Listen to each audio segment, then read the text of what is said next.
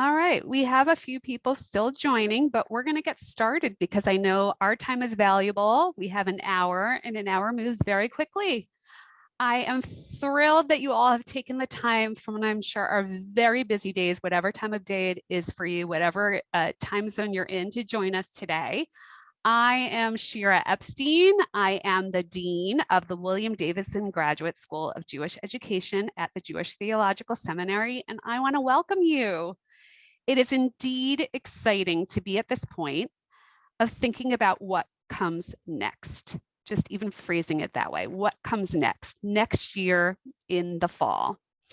We have invited innovative change agents in synagogue religious schooling who are all William Davidson Graduate School alumni to join together today in conversation about what it means to them to reimagine learning and engagement in congregational settings.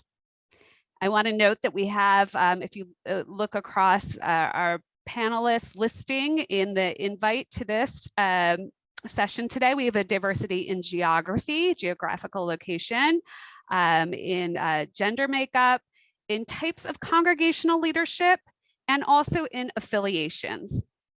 So to note that was mindfully in how we put together this panel.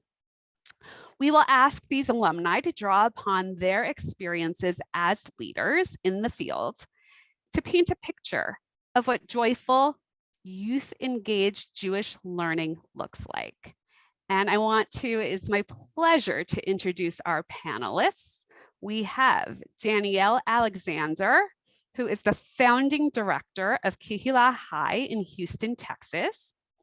We have Sam Eisenstein, director of adolescent education at Anshe Emet Synagogue in Chicago, Illinois. We have Miles Roger, who is director of education, Temple B'nai Shalom, Fairfax Station, Virginia. And Alex Weinberg, director of congregational learning, Temple Beth Shalom in Cherry Hill, New Jersey. And we are so grateful you all took the time out of your very busy schedules to be with us here today. I'll also note that all are graduates of our master's program at the Davidson School. Alex is also a graduate of Liss College, and Miles is a graduate of our distance learning program, MA. So you will see in the chat, you can send, when questions come up, they will go to Melissa Friedman, our Director of Alumni Affairs. Melissa will be looking across all the questions, and we will make our very best effort to get to a few of them as time allows. So we'll see how the flow goes. I am going to kick us off now. We have three groupings of questions that our panelists have been prepared to answer in advance. And the first question is about how we as leaders enact a vision that reflects institutional values. So the question, it's really two questions tied together, is what is one main value of Jewish learning in your institution, place of engagement? And what is one way in your leadership that you have reimagined Jewish learning in a way that has elevated this core value of your institution, place of engagement? So we're going to start off with Danielle, and our panelists are going to all go through this, and then we'll go to the next question. Danielle. Hi, everyone. Thank you so much, Shira, for inviting us to be here today. So as Shira said, I run Kehillah High in Houston, Texas, and community is not just in the name of the program, but it's who we are, and it's one of the many values of Jewish learning that guide us as we continue to build and develop teen education engagement here. Kehillah High is a multi-denominational partnership. It's open to all 8th through 12th graders in the greater Houston area. And Kehillah High is truly a community organization that benefits from having so many community partners, including the Jewish Federation of Greater Houston. Kehillah High is a growing and evolving Jewish community with multiple access points to nurture and support our teens from a variety of backgrounds and levels of observance. There are opportunities to learn weekly, monthly, and there's grade-specific immersive experiences as well. Because we are a pluralistic space, we intentionally provide our teens with opportunities to explore their Jewish identity and their connection to Israel. So Kahila High was founded 6 years ago, and we've quickly become a place that the teens want to be. I'm always so excited to say that the teens are proud of their connection to Kahila High. How many of us wanted to wear our Heber High's name on a t-shirt or sweatpants when we were in high school? I was reading this group's graduating senior statements, and they all highlighted the importance of Kahila High being such an important community in their lives, one that they came into and one that they were partners in creating. Through a unique community-wide pluralistic collaboration, Kahila High has changed the way that Jewish education is viewed and offered, including choice and authentic learning and mentoring in the Houston Jewish community. The teens are excited to suggest class topics, and they can't wait for the trimester class options to be posted so that they can sign up. The community is the relationships they make with their peers, clergy, and educators. Even during this last year while we were online, the teens were able to form and maintain the relationships they made with each other and their teachers. What they need are the people that care about them and feel they matter. In these same senior statements, a graduate not only thanked the rabbi from his home congregation, but all the rabbis from the many congregations that taught him over the course of this time in Kahila High. This is not the Heber High that many of us remember, and nor should it be. The program is constantly changing and evolving to meet the needs of today's teens. The teens can access information wherever they want, and I want them to be inspired, and I want them to access it and have conversations about it. We all know it's hard to keep the teens involved in congregational life after their B'nai Mitzvah, but we have seen that the unique structures and far-reaching benefits of Kahila High continue to attract those who wouldn't have otherwise engaged in post-B'nai Mitzvah Jewish learning. They want to feel that their voice matters, and it does to me and those that are involved in the program. I spend time with the teens. I know them, and I talk to them regularly. I go to them for advice and feedback, and I'm constantly doing this because this program is for them. When we're thinking about partnering with a new organization or offering a new program, I go to my teen leaders and get their input before making a decision one way or the other. In addition, I also work with the congregations, the JCCs, the schools, the camps, and the youth groups. They all teach at Kahila High, and I serve as a resource for them and involved in anything that's related to the teens in our community. We are continuing to build and expand our community to connect the teens to each other and the organizations, as well as the organizations to the teens. Thank you, Danielle. Danielle's going to turn it over in a second to somebody else, but I want to note, because when I talked about our diversity and who we have on the panel, that we're all also working with multi-age groups. So I appreciate Danielle, because I know this is on the forefront of the conversations in congregational education of what do we do with post-B'nai Mitzvah kids and what do we do to keep them engaged. So I want to thank you for launching off this conversation by addressing that head on. Thank you. Thank you. Great. Alex, why don't you go next? Thank you. It is so great to be together with everyone today. There's almost 250 people on this Zoom. That's fantastic. Thinking about Jewish education. Shira, Melissa, thank you so much for inviting me and giving me a chance to talk with everybody about congregational education, something that I think is so, so important. So I'm the Director of Congregational Learning here at TBS in Cherry Hill. And the thing I want to talk about, and one of the things that we spend a lot of time and a lot of energy on, is family-centered learning. And this, as we know, happens in so many different ways. It's how we communicate with our families, how we're advocates for our families, how they see us as partners in this process of raising Jewish families. And it's one of the many reasons why congregational learning is so powerful, because we get to raise Jewish families together in partnership with our families. And a key area of this, and one thing I just want to touch on for just a second, is family programming. And family programming in events mark educational moments, right? Capstone experiences, and that's great. But we also see them as moments of spiritual growth in the lives of our families, how they grow together throughout the trajectory of their Jewish education. Now, we have chagim that allow us to pause throughout the course of the year to step back and to celebrate different moments. Family programming we see in the same way, that these are moments where we could pause and step back and celebrate the spiritual, educational, emotional, and religious growth of our families, and do that together and mark these milestones. So it's not birth, bar mitzvah, and God willing, whatever is after that. It's those all those moments, those little moments that we don't want to let go and pass by in between. So I was thinking about the name of this session and how the challenge question about how synagogues are challenged to educate their families. And I was thinking maybe a little bit differently, that synagogues are challenged to partner with our families, to give them the proving grounds, these moments, these space, these opportunities to learn and grow Jewishly together. That the synagogue becomes this living laboratory of Jewish life. And that's how we see family education and these family moments in our community. So tachlis, what does that mean? That means that when we are talking about Havdalah, we're exploring these moments where they want to hold on to throughout the whole week, because that's what Havdalah is. And as families, we're exploring this together.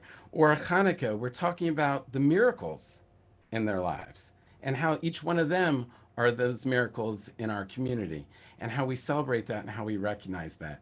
So we spend a lot of time focusing on this idea of family-centered learning, of focusing on the family and growing together with them, giving them these opportunities to learn and to expand their Jewish living together, and allowing them to take these modeled moments and bring them into the homes. And we've seen this past year how digitally we're able to do this, how we're able to create these moments digitally and with take-home packages and things like that. And it's just another reminder of how powerful that model can be in the lives of our families.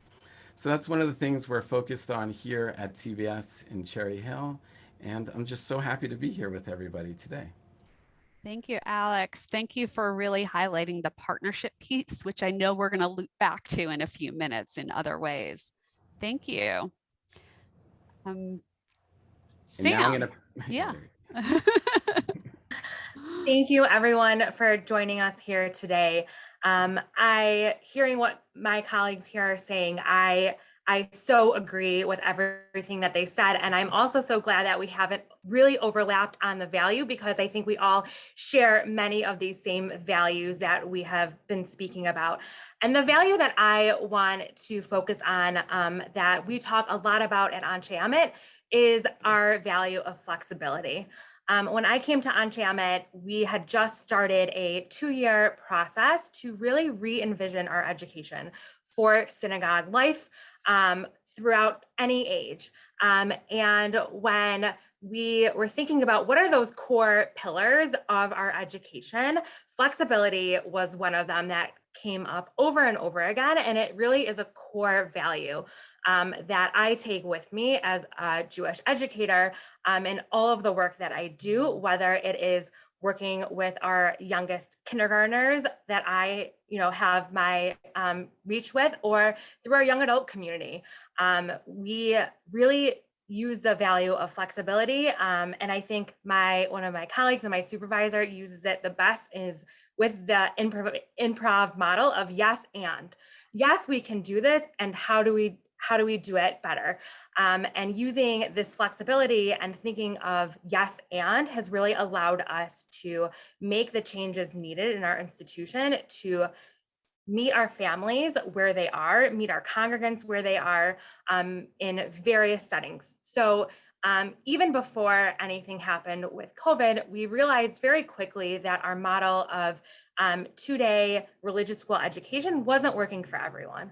So we decided that flexibility needed to happen, and we instituted online learning for our families as an option 2 years ago. And it allowed us to really meet those families for whatever various reasons that they couldn't meet on the weeknight that we had already set out, that we were making availability for them as an option online. And this continued out throughout my time at Anshe Amit.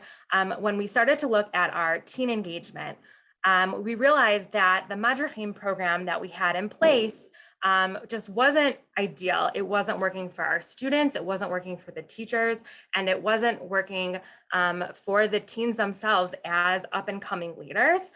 So because of the flexibility that I had to take a step back, look at the program, see how could we change it, and still hold true to what are the goals of our Madrachim program, we were able to really change and completely came up with a new program called Tikkun Chicago, where we not only envisioned what does education look like for our teens that are a part of the Anti-Amic community, but what is education out there for the whole entire Chicagoland area community for high schoolers. And when we looked around, we realized there weren't a whole lot of options. And so I said to my colleagues, I said, we need to be able to open up our educational offerings to the whole city, to any teen in Chicago, Jewish teen in Chicago who wants to commit to engaging Jewish learning post B'nai Mitzvah, they should be able to be a part of our program. And it was no question. Everyone part of the team said yes. And how are we going to do this? And like some of my colleagues here said, we partnered. We currently have our Tikkun Chicago program is partnered with 9 other organizations, including day schools, the Federation, the GCC, and 3 other congregations who are a mix of both Reform and Orthodox congregations in Chicago. So using this model and this value of flexibility, we decided that it also is not going to be a typical Hebrew high school program. We are going to allow our teens to be able to meet at various times of the week for shorter periods to really engage with their busy schedule that we all know teenagers have, to really meet them where they're at.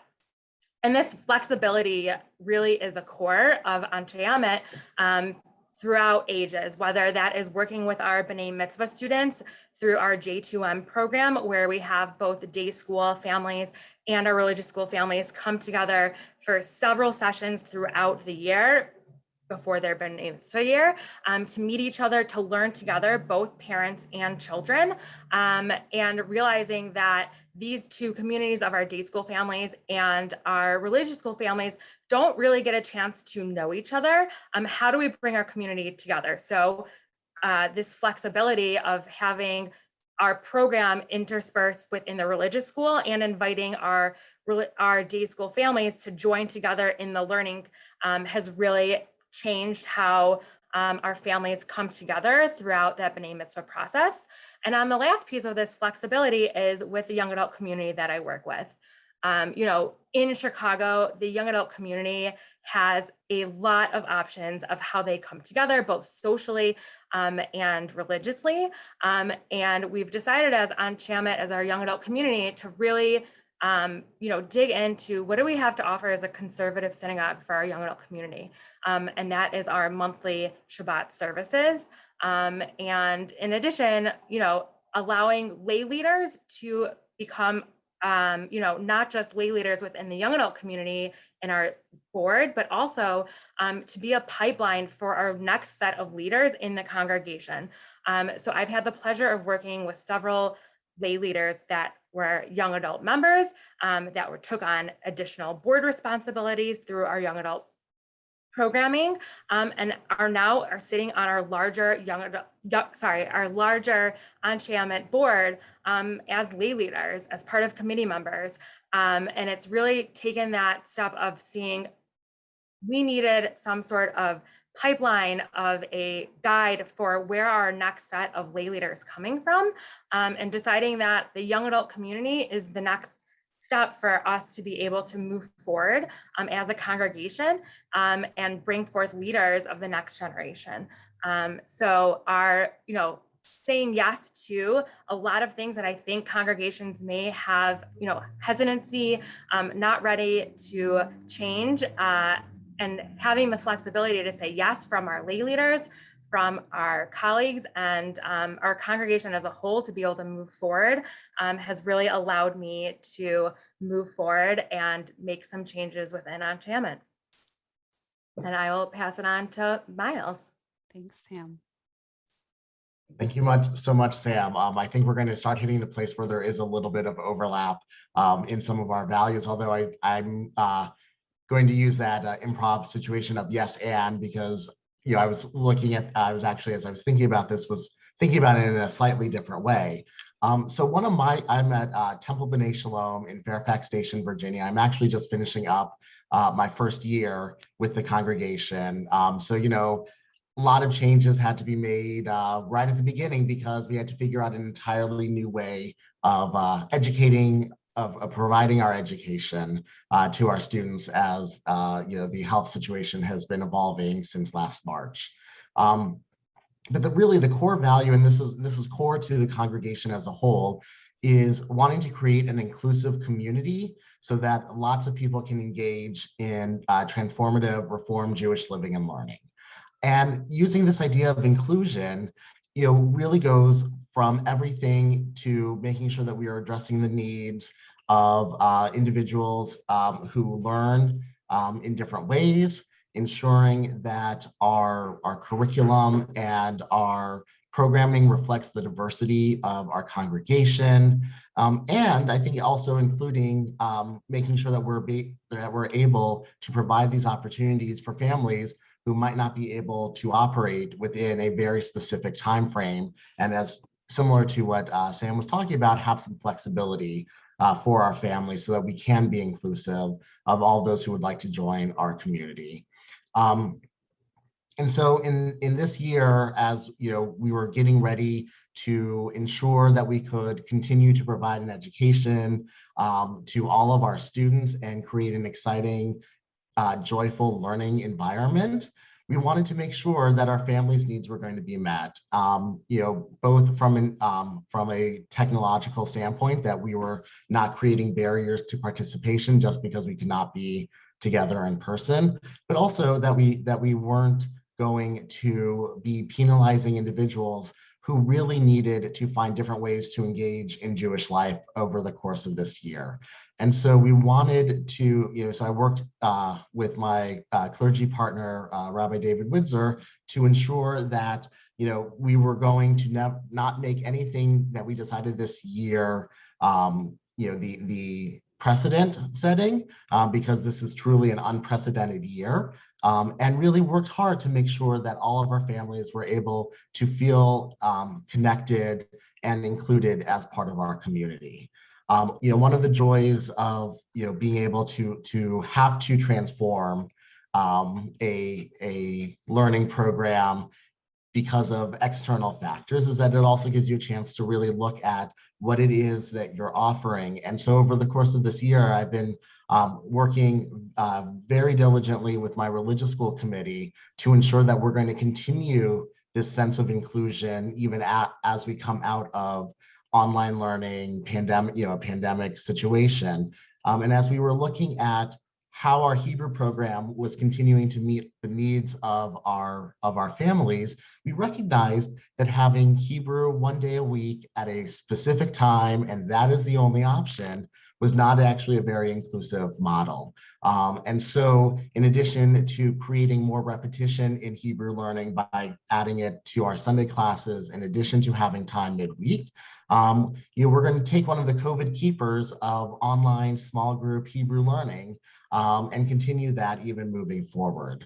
And while that does present more challenges in creating a sense of community and ensuring that ability for inclusion of all of our learners, we recognize that having that option and by being online, we're actually able to offer options. So it's not just Hebrew is on Tuesday afternoons from 5:30 to 7:30, but we're going to give our families 2 days a week to choose from, and a couple different times each day, so that they can feel included, so that they can participate and take advantage of this transformative Reform Jewish living and learning that we're trying to offer.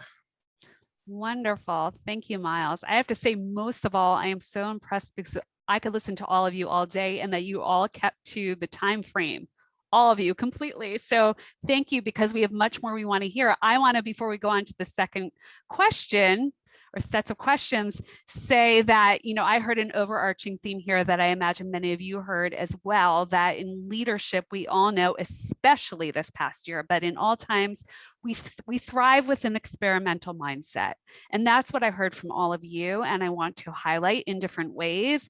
Experimenting, Danielle was saying, by asking your stakeholders, your teens, what it is that speaks to them. And Alex, and how we do this in family partnership and really understanding what our families needs. You know, Sam, what you were saying around flexibility, and Miles around inclusion, and that we don't all have one answer. There never is one answer. If there ever was, there certainly wasn't this past year. So I want to note that as we move forward and we're talking about leadership. The second question is about pedagogies of engagement, which I know you all think a lot about and have a lot to say. How do we ensure that we stay focused on the joyful element? And we all know, all of us who are on this call, I'm sure hear that all the time. How do we make our learning joyful?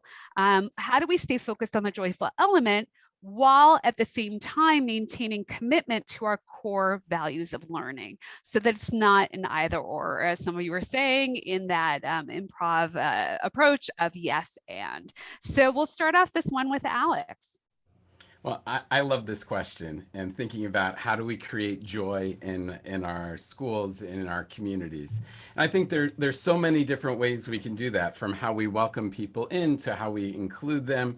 A couple other things I was thinking about with this question, about how we create the unexpected. We create a sense of mystery. We create a sense of discovery in our learning, so that there is a sense of what's next. What am I going to experience now? What is going to be that next thing that's going to take me to that next level of learning? And of course, the learning needs to be rich, it needs to be dynamic, it needs to be professional, and it needs to be incredibly targeted and specific for the learners.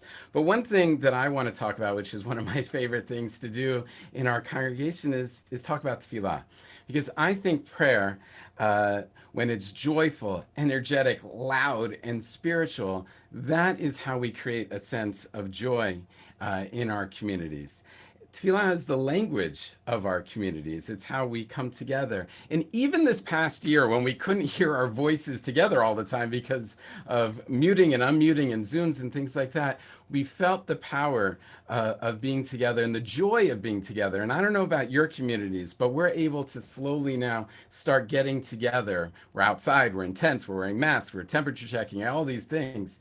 But hearing voices together and being together in tefillah is there's such a sense of joy and excitement. And all those things wrapped together, creating excitement and mystery and all those other pieces, but layering it with tefillah, I think creates the sense of excitement. And the thing that's most exciting for me is when we get to do this together with our families. I love davening with kids and I get to do it all week long, but having the chance to do it together with our families and allowing them to use the language of tefillah to grow their families together, I think that creates a sense of joy and excitement in the growth of our families, in the lives of our families as well. So for me, it's tefillah and it's all those other pieces. But I love this question. I love thinking about how we create and make sure that we have joyful and exciting moments in the learning. And I'm going to go this way across my screen, which is to Sam next, to hear from her. So I was also going to speak about coming back together and seeing a sense of joy, specifically in the teens that I work with in our USY chapter has just started to come together. And when I see the joyfulness of them, it's not just, when we're together or when we're not, and even when we were online, the sense of ownership that we can instill in our participants of owning their experience and being able to, take out from it, like what they put in is what I think makes that joyful part come out. It is sometimes serious with our learning, whether it is working with my teens who are doing hands-on volunteering and learning about social justice issues. It's hard, and they ask hard questions and they wrestle with some of the experiences that we're going through today. And the joyfulness that I see through their eyes is when they're able to take ownership of it and make change and decide what they're going to be doing next, whether that's here in our community when they go off to college, and seeing them really own their experience is where I find the joyfulness, even when it is difficult and challenging questions or issues that they're grappling with. By them owning the experience, I can see the joy from it. And I am going to pass it to Danielle. Okay, that is just great because I feel like I'm going to pick up on some of what you said, and I also some of what Alex said. This one made me smile too because it's really never been an either or for us. We are joyful at our core. There is no balancing this element for us. We are a supplemental Jewish program, right? Post B'nai Mitzvah age students. So we are essentially optional. And if we were not joyful at the center of everything that we did, the teens would not come. But that being said, we strive to create opportunities that are meaningful and relevant for the teens. And we do this providing them rich educational and social opportunities, combining quality Jewish learning and community service opportunities and leadership development, all within this teen empowerment framework that's responsive to their needs and interests. So the program structure, right? We have dinner. In those same senior statements that I talked about before, I heard a lot about the pizza and the Oreos and the Twizzlers and the veggie straws. So I would say that one thing's never changed, always have food. Even in this past year, while meeting online, I had swag and snack pickup opportunities spaced out throughout the year. And then the teens got to go to 2 different classes that they chose. And that's huge. They choose them and they are excited to go to them. And we really challenge what learning means at Kehila High. We define learning not by measuring what they've learned, but if the students are personally growing and changing through the engagement with the program content, not a standardized set of benchmarks of things they need to know, right? Learning looks like wanting to stay late and discuss a topic with your teacher, or it's a growth process of challenging assumptions and opening their minds to new perspectives. We have this active teen leadership team that meets regularly for leadership development to serve as the teen voice in all planning and programming. All the students make the suggestions for class topics they want to learn about, and they have choice in the classes they want to take. We create learning opportunities that are relevant and responsive to the current student body and to the social political climate. The process is ongoing and it leads to changes in the program offerings at Kehila High. What makes people feel joy? I thought a lot about this question, right? And it's really having the competence and confidence, what to know, what to do when they enter a Jewish space, how to host a Shabbat dinner or engage in a Jewish conversation, makes them feel empowered, right? And makes them feel joy. Kehila High programming takes place at different congregations and different Jewish spaces around the greater Houston community, making them feel comfortable in a variety of Jewish institutions. So when they go to college, they're going to feel comfortable. But more than that, they're going to feel confident walking into Hillel and other Jewish spaces.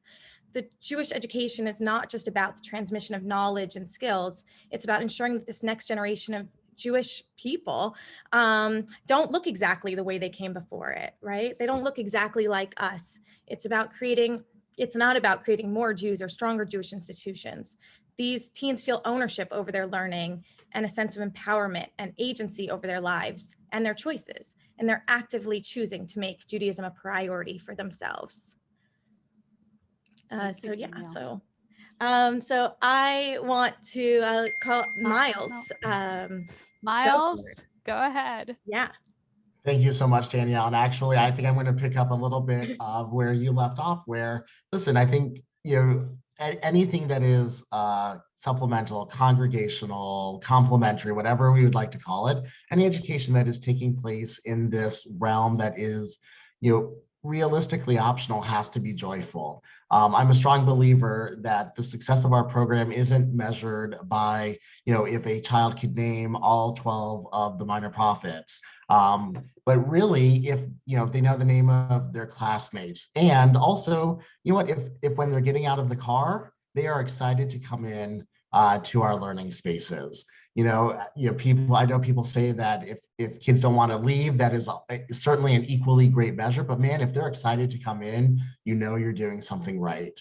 And realistically, I think, Jewish education needs to be joyful because our tradition is joyful. One of the things I regularly talk about with parents is that our hope is that by providing their children with a quality Jewish education, that we're going to help them, both the kids and really the families as a whole, find holiness in their lives and find ways that Judaism can infuse that holiness into their lives. One of the things, this goes a little bit into our next topic, but one of the things that I learned during my time at JTS is in-depth learning on multiple intelligence theory. And I think that we really got to engage all of our students' intelligences in order to find that joy and create that joy in our Jewish learning programs. And without creating opportunities for kids to really feel engaged, really feel empowered, that they'll take from the young age to when they have the choice, recognizing and that desire to come back and continue with their Jewish learning, all of that will be those joyful memories that ultimately will help foster a lifelong Jewish identity. Thank you, Miles. Before we move on to the last formal question, I just want to, for those who came on late, if you do have a question, put it in the chat to Melissa Friedman, who is our Director of Alumni Affairs, who's monitoring the questions. And assuming that we have a few minutes at the end, we'll see what kind of themes come up. So please don't be shy about asking any questions that are coming up for you. The final question that I asked our panelists to think about today in advance gets to the heart of Jewish leadership that is grounded in training and reflection. So of course, as Dean, I asked this question, but I also ask it because we all know that people look at what we do. For those of you who are leading in any sort of venue or Jewish education venue, or are educators, and it's sort of like, well, you just learn it on the ground. And that's true that some things we do only learn as we're leading and in the classroom and as educators. But I firmly believe, of course, as the dean of a school of higher education, that there's something that you can learn in a Jewish education formal master's program. So my question is, what supports that? What's one element of your William Davidson School MA training that has supported your innovative leadership? And as a reminder also that 3 of our panelists studied in what is our traditional in-house program, where it's more of a pre-service program. And Miles was in our distance learning program where he was working full-time while he was getting the degree. We're gonna start off with Sam.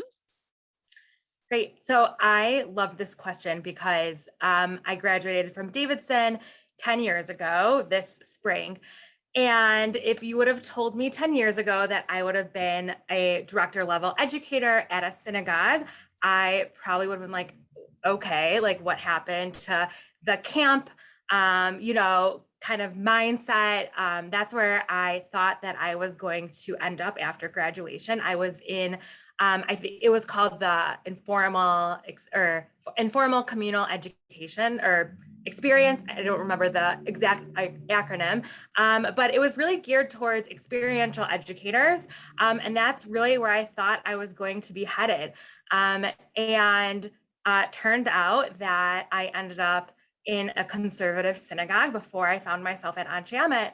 And I am so thankful for some of the courses that at the time I was happy to sit through, but I didn't understand or see myself like using the curriculum and the pedagogy and classroom management skills that I gained at Davidson in my everyday work at Anshe Emet. Through our re-envisioning process, it was decided that we were going to have our own curriculum, kindergarten through 8th grade for our religious school.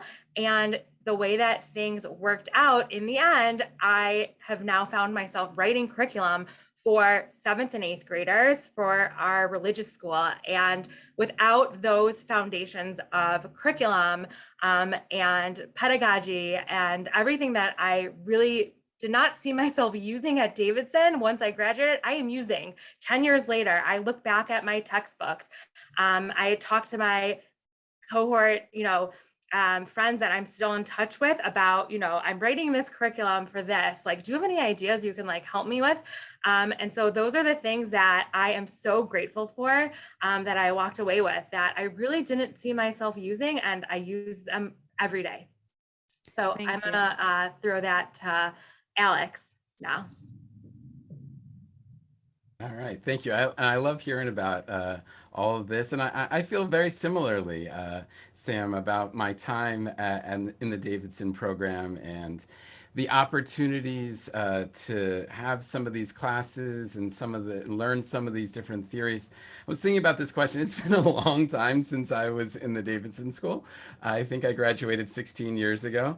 But one of the things that I still remember and I still think about are the conversations that I had with Dr. Steve Brown, and talking through programming, talking through curriculum, and writing Cedarim. The first Cedarim that I got to write was when I was at the Davidson School, and just having the conversations. There are 228 people on the Zoom right now. For everybody to have the conversation, to have the opportunity to really talk things through in real time, it's an incredible opportunity and experience to really play out how we see these things being applied in our communities.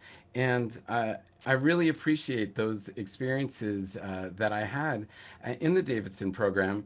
I was one of the very early online people. I was a speakerphone in some of my classes. I was a little picture that they would put up near the speakerphone. But like, we were trying different things at that time, and it was such a great opportunity for me to have those conversations, to learn different things, but really to have the conversations, to have those moments to talk things through, I think have been really invaluable.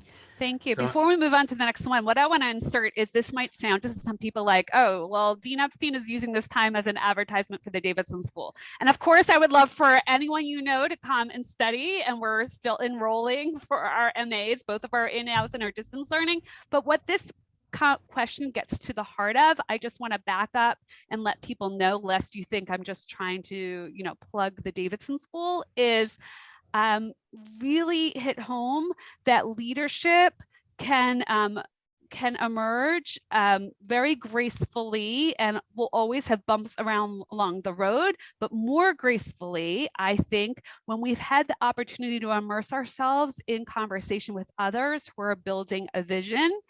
And how does that happen? And it can happen in lots of different ways. And it certainly can happen in ways besides a master's program. But I happen to believe that a master's program like ours is a valuable asset to someone who wants to lead in a congregational setting. And what I'm hearing from our panelists are the ways in which your thinking is sparked. Perhaps we're hearing from Sam at a time where you didn't even imagine yourself in this particular role, right? And that is often the case for people in a pre-service program. But what are the seeds that are planted, and how, as we're thinking ahead to the next generation of congregational leaders, we ensure that they have the skills that they need, such as Alex said, of thinking about Cedarim, or Sam said about building curriculum, and where are they gaining that? So I wanted to make that clear as we move on, and that's what this conversation and this question is getting to the heart of. So I'll just take the privilege of saying, Miles, do you want to go next? Sure, thank you. Well, it's interesting because coming into the program as a distance learning student who was in the middle, in the middle of a job, working all through my entire way throughout the program, I'm actually seeing it, slightly differently. And one of the things that I really appreciated that I got from my time at Davidson was the opportunity and the focus on being a reflective practitioner. We always know that we need to evaluate our programs, that we need to evaluate our offerings, and ensure that we're meeting our needs.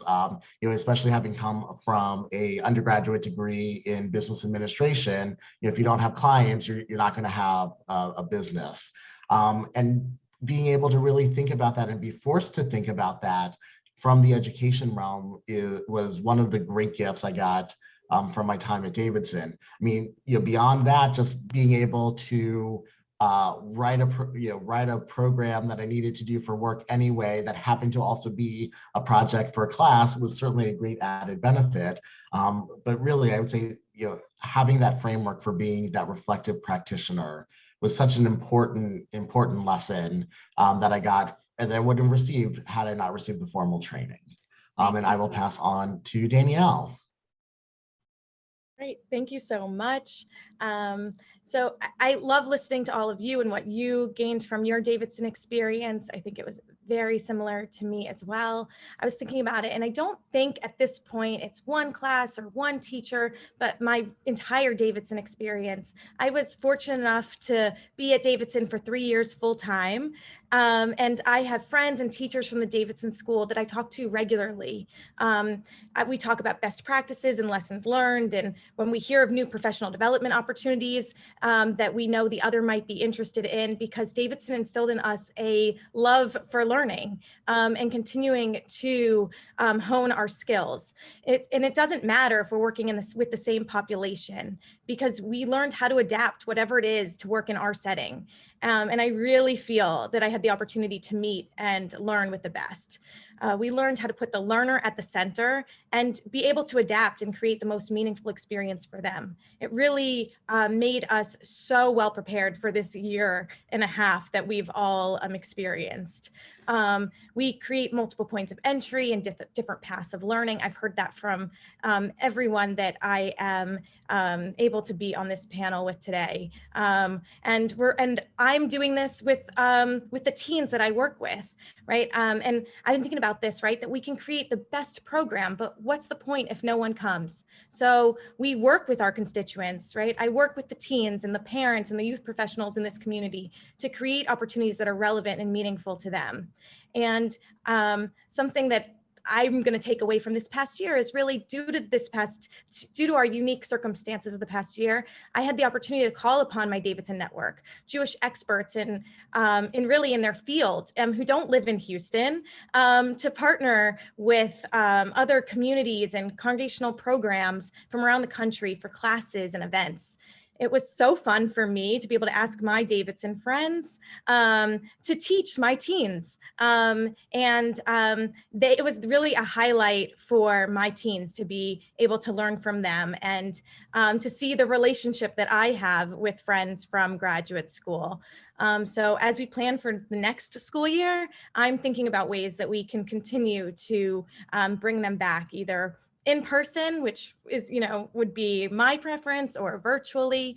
But yeah, just like my education at Davidson, where I felt empowered and strengthened by my peers and teachers, I just feel so strongly that Jewish education, to remain viable and valuable moving forward, it must be an education that is designed to empower our learners to transform themselves, their communities, and the world. So, thank you. I want to, before I move to Melissa for a few questions, thank you so much. I want to pick up on a theme that I heard, I think, throughout all three of these sets of questions from our panelists. And that is, it loops back to what I said before around experimental mindset. And of course, many of us on this call are dedicated to adaptive leadership. And really, I think that's the key thing to highlight coming out of this year. Wherever, some of you on this call are on because you're lay leaders in a congregation and you're thinking about, where do you intersect with transforming the learning that's going on in your congregation. I would say that we want to think about how do we have leaders in these roles of leading in our synagogues who are not simply, as Danielle said, reactive. Of course, COVID is extreme and none of us could have imagined it, but there is always, as we know in education, is something that we're responding to. And how do we think about what is the leadership that we want that can think in an adaptive sort of way to whatever challenges are going to arise? I don't think that happens, that's not unique to a master's program, but, definitely that is at the fore of this conversation of how are we thinking mindfully about the people who are transforming our congregations. So thank you to all of you for raising all of this. I'm going to turn it over to Melissa. We probably will start with one maybe overarching question and we'll see if we have time for another. Absolutely. Thank you. This was amazing and really informative. The comments, the feedback has been so positive. And there's definitely a theme from questions from a lot of attendees It's a two-part theme, a two-part question, I think, is, if I called it together correctly. In returning to school this September, what are going to be the most important things that you consider as we return to school? And I think that that is actually related to the follow-up question, which has been asked by more than one person. This year, as we know, Hebrew high school, as we discussed here, is considered optional, as not part of the B'nai Mitzvah process.